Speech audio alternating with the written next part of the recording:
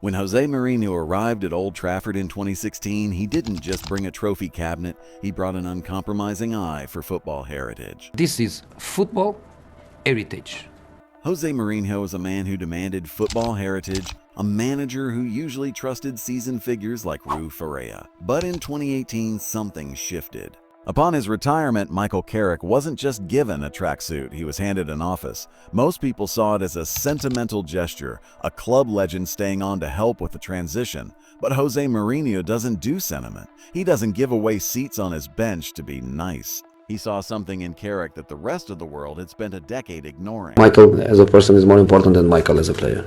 He saw a tactical brain that functioned at a higher frequency than everyone else on the pitch. To understand why Jose was right, you have to look at the wreckage that followed. 5 years later, United had spent billions on philosophy coaches who couldn't organize a midfield. While managers like Ruben Amorim were drowning in their own 3-4-3 experiments, Mourinho's original assessment of Carrick was being proven correct every single Saturday. What Mourinho recognized in 10 minutes of conversation, the rest of the football world took a decade to realize. Different tactical innovators tried to fix the United spine. Mourinho knew the answer was already sitting in the dressing room. He didn't need a 3-year process. He needed a football brain that understood balance. But to understand how visionary this was, you need to see how Carrick transformed from the boring midfielder to the tactical architect. And the man who paved that road was Jose. Old Trafford was supposed to be a place of flair, but Mourinho knew it needed stability first. He saw Carrick as the only player who could play the game in his head before the ball even moved. While others were chasing highlights, Carrick was managing distances. Mourinho famously said that Carrick was worth his weight in gold. He knows that my coaching staff has a chair for him if he wants, when he wants. Not for his tackles, but for his positioning. He wasn't just a coach in waiting, he was a coach who happened to be wearing a jersey. Also inside the dressing room, Carrick acted as a quiet, authoritative presence who used composed, surgical communication to bridge the gap between managerial tactics and player execution. The transition was instant. When Rui Faria left, the world expected a big-name replacement. Instead, Mourinho chose Michael. Why? Because in their tactical meetings, Carrick did something most players never do. He anticipated. He didn't ask for instructions, he offered solutions. Before this, people thought Carrick was too quiet to lead. But at the training ground, he was transforming how the youth looked at the game. He gave them clear, simple mechanical triggers. He turned Scott McTominay from a raw prospect into a disciplined tactical soldier. The moment Carrick joined the staff, the Mourinho era found its missing link. From day one on the bench, there was no ego. He worked for the 4-2-3-1 that gave the team a platform. 2 holding players protecting the backline. Paul Pogba was no longer wandering aimlessly. He had a structure that allowed him to thrive. Under Carrick's direct guidance on the training pitch, the defensive lines became compact. It wasn't about shouting authority, it was about representing it. Jose knew that in a club drowning in social media noise, Carrick was the calm. He was the guy who could pull a star aside and explain the why behind the how. Take the 2018 Manchester derby. United were 2 down at halftime. The squad looked broken. City were cruising to the title. In the dressing room, it wasn't just Mourinho talking. It was Carrick alongside him identifying the tactical flaw in City's transition. United struck back. 3 goals in the second half. Pogba found the pockets Carrick told him would be there. Smalling hammered home the winner. Old Trafford exploded. After the game, Mourinho pointed to his staff. He knew the silent one had been the key. And now back to where we started. In 2021, when Carrick took temporary charge, the world saw the Mourinho DNA of pragmatism mixed with Ferguson's standards. 3 games. That's all he had. But within those 3 games, you could already see the difference. A calm 2-0 win away against Villarreal in the Champions League. Qualification secured.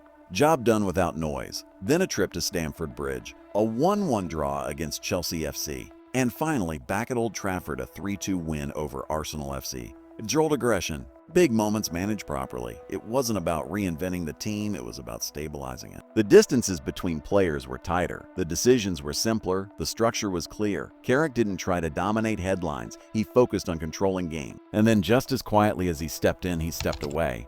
When Ralf Rangnick arrived in December, Carrick didn't hold on. No hesitation. He walked away from the role. Because for him, it was never about position. It was about responsibility.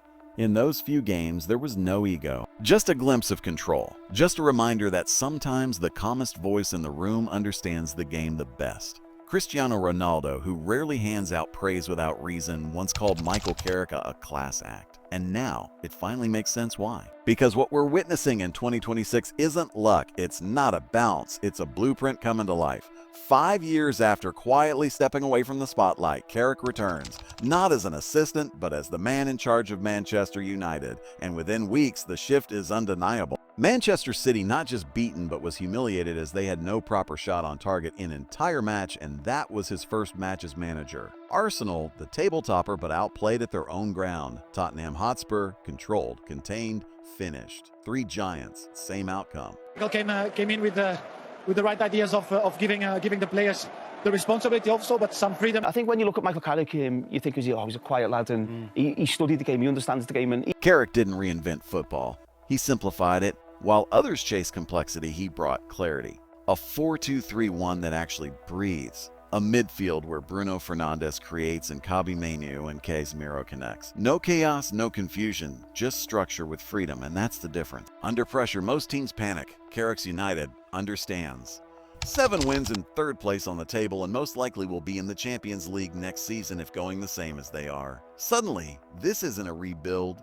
It's a statement. And maybe this is what Cristiano Ronaldo saw before anyone else, not just a calm presence, but a mind that understands how winning actually works. Because this was never just about results. It was about restoring something that looked lost. And now, game by game, Carrick isn't just proving people wrong, he's reminding everyone what Manchester United is supposed to look like.